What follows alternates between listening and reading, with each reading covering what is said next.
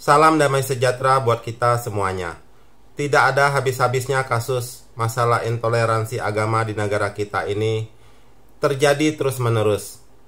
Kasus intoleransi di Desa Tangkil, Cidahu, Sukabumi baru terjadi belum lama yang lalu. Yang rumah dijadikan retret anak-anak sekolah itu dirusak.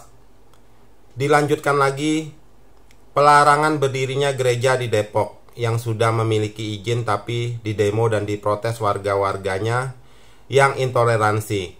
Dilanjutkan dengan Kalimantan yang RT-RT-nya melarang berdirinya gereja di lingkungan mereka, yang akhirnya ditentang oleh suku Dayak terhadap para oknum intoleransi ini. Sekarang dilanjutkan lagi dengan intoleransi perusakan rumah yang digunakan untuk pendidikan agama buat anak-anak pelajar di Padang, yang kejadiannya hampir sama dengan rumah retret di Desa Tangkil, Cidahu, Sukabumi. Nah, sekarang ini dilanjutkan lagi intoleransi yang terjadi di GKJW Kediri, yang dilarang berdirinya gereja tersebut yang sudah mengantongi izin tanda tangan dari warga tapi yang diprotes lagi.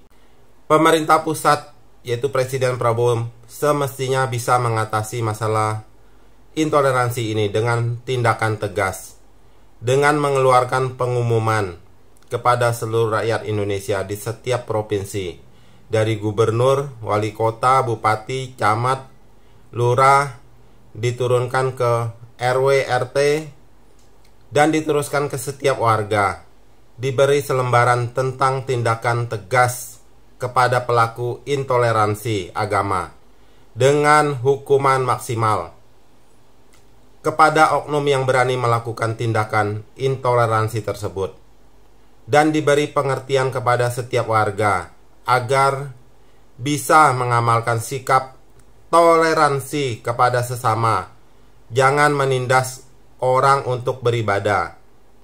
Apa yang merugikan jika orang beribadah? Bukankah bisa membentuk individu menjadi moral yang lebih baik? SKB 2 atau 3 menteri itu juga harus dicabut. Karena itu yang membuat pertikaian bagi warga yang intoleransi untuk mencari alasan, menghalangi atau mempersulit warga yang lain yang berbeda agama untuk beribadah dengan melarang berdirinya tempat ibadah orang lain.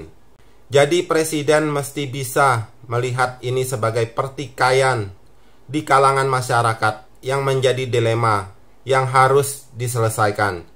Jangan dibiarkan terus menggerogoti persatuan dan kesatuan kita.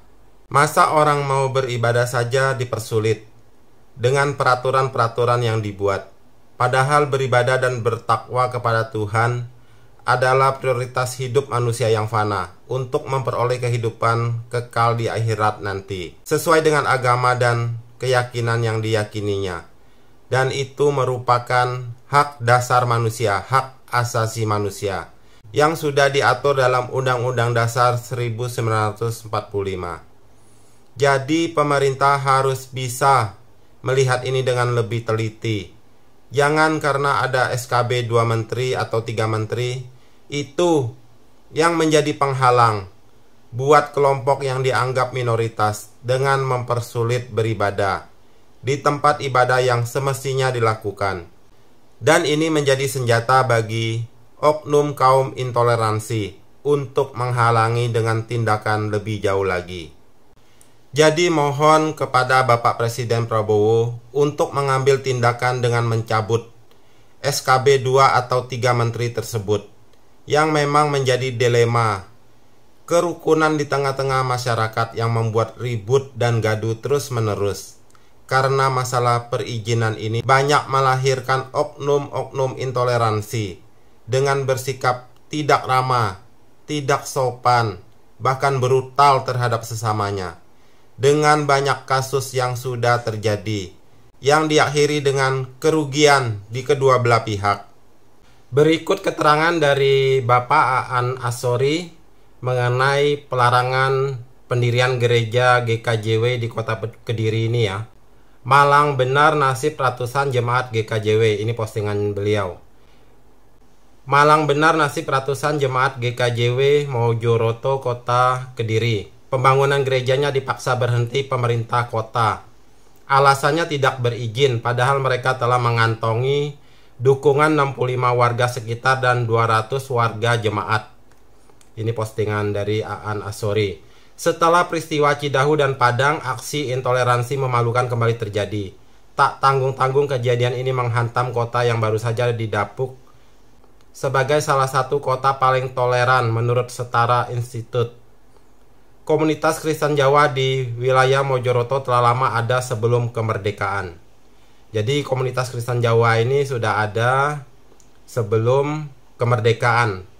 Dulunya bernama Kelompok Rukun Warga atau KRW Abraham, sebelum akhirnya menjadi GKJW.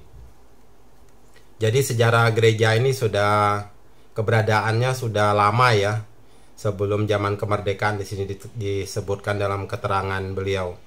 Kelompok ini terus bertumbuh di wilayah barat Sungai Brantas, Kota Kediri. Sensus tahun 2024 mencatat jumlahnya sekitar 175 kepala keluarga atau sekitar 375 jiwa. Tahun 1995 mereka mendapat hibah tanah dari salah satu warganya terletak di Jalan Lintas Gang 4 nomor 9, Kota Kediri. KRW Abraham mengklaim telah mendapat izin dari wali kota, bupati saat itu. Sayangnya lahan tersebut gagal dibangun karena penolakan warga. Untuk beribadah, jemaat kemudian menyewa lahan di tempat yang sama sejak 1997 sampai 2025. Tempatnya dinamakan Tempat Pembinaan Warga Mojoroto. Kenapa tidak langsung menggunakan nama gereja? Untuk menghindari kesalahpahaman dari warga. Sekitar Mei 2024, TPM Mojoroto membentuk panitia pembangunan gereja termasuk mengurus izinnya. Persyaratannya harus mengantongi dukungan 60 warga sekitar dan 90 warga gereja. Kamu sudah dapat berapa tanda tangan? Kamu sudah dapat berapa tanda tangan? Tanya Bapak Aan Sori ini ya kepada Pendeta Puput. 65 warga sekitar dan lebih dari 200 warga jemaat, Gus, katanya. Ada tanda tangan RT dan kelurahan juga, ia menimpali sembari mengirim foto berkas-berkas. Panitia kemudian mengajukan izin ke FKUB, tidak mulus. Di sisi lain ada beberapa aktor luar RT yang menggalang dukungan warga untuk menolak pembangunan gereja.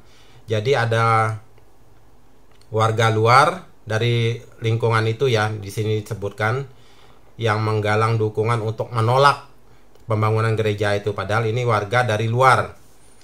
Mediasi beberapa kali dilakukan dengan melibatkan pemerintah kota, FKUB, dan tokoh-tokoh agama setempat. Beberapa aktor menuntut agar tanda tangan yang telah dikumpulkan panitia pembangunan dianggap tidak ada, harus mulai lagi dari nol. Jadi kemarin yang udah ada tanda tangan persetujuan warga yang sudah memenuhi syarat itu dibatalkan, disuruh sensus lagi, tanda tangan lagi. Maksudnya bener nggak gitu kan? Mungkin apa ada pengomporan sehingga untuk mengumpulkan tanda tangan seperti yang sudah disetujui itu mungkin sudah menurun gitu persetujuannya. Mungkin ada yang ikut campur tangan di situ.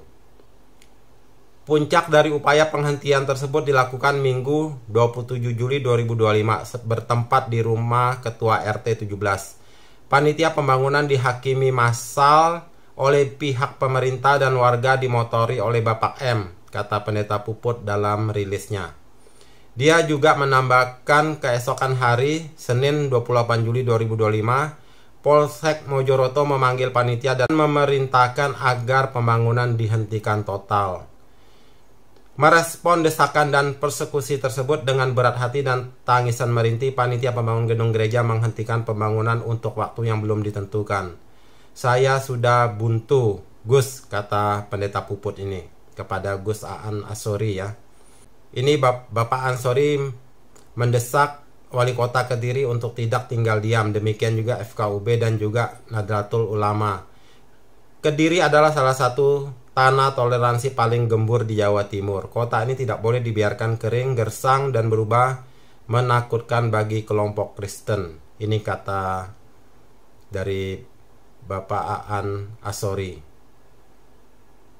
Jadi kita bisa lihat ini adanya SKB 2 menteri atau 3 menteri itu, sehingga orang untuk beribadah, untuk membangunkan tempat ibadahnya sangat dipersulit. Dengan persyaratan yang sudah memenuhi syarat pun akhirnya bisa dikotak-katik kembali, supaya yang sudah mendapat persetujuan warga itu seakan-akan nanti ke depannya dikotak-katik supaya bisa dibatalkan lagi. Ini betapa susahnya untuk memenuhi persyaratan untuk orang untuk beribadah dengan mendirikan tempat ibadah, karena ada keputusan SKB 2 menteri atau 3 menteri tersebut. Jadi inilah dilema bangsa kita, gaduh, rusuh gara-gara hanya untuk beribadah saja. Itu dipersulit karena banyak persyaratan yang harus dipenuhi. Padahal kebebasan untuk menjalankan ibadah itu sudah dijamin oleh Undang-Undang Dasar 1945. Jadi ini mohon kepada Bapak Presiden Prabowo bisa melihat hal ini dengan seksama, dan ini merupakan pokok permasalahan bagi masyarakat Indonesia karena sering terjadi persekusi dan intoleransi agama yang dilakukan oleh kelompok-kelompok oknum-oknum yang tidak bertanggung jawab, yang mementingkan hanya kepentingan kelompoknya sendiri. Kalau kelompoknya sendiri merasa mereka yang benar, kalau kelompok lain dianggapnya meresahkan, tidak boleh beribadah, tidak boleh memiliki izin tempat ibadah. Jadi bagaimana kalau kelompok lain itu harus beribadah sesuai dengan agama dan kepercayaannya? Jadi pokok permasalahan ini mestinya bisa ditangani oleh pemerintah dan bisa diselesaikan, sehingga masyarakat di bawah itu tidak merasa sok-sokan dengan bisa melarang orang untuk beribadah. Semoga Bapak Presiden bisa memberikan maklumat perintah tegas kepada seluruh jajarannya sampai diteruskan ke RW RT untuk disampaikan ke setiap warga, yang isinya adalah memperingatkan supaya jangan terjadi pelarangan ibadah, tindakan intoleransi yang akan dihukum berat, dan berilah pengertian dengan selebaran untuk kepada sesama anggota masyarakat di bawah sana untuk bisa memberi rasa toleransi kepada warga yang lain untuk menjalankan ibadahnya, dan bisa mencabut SKB 2 atau 3 menteri itu untuk dibatalkan supaya tidak mempersulit warga minoritas atau warga yang lain untuk menjalankan ibadahnya dengan mendirikan tempat ibadah, sehingga tidak menimbulkan gaduh di masyarakat bawah yang menyebabkan terjadinya intoleransi yang akan memecah kerukunan dan kesatuan bangsa kita yang besar ini untuk bisa menjadi bangsa yang bermoral dan bermartabat. Kiranya demikian. Tuhan Yang Maha Esa memberkati kita semua.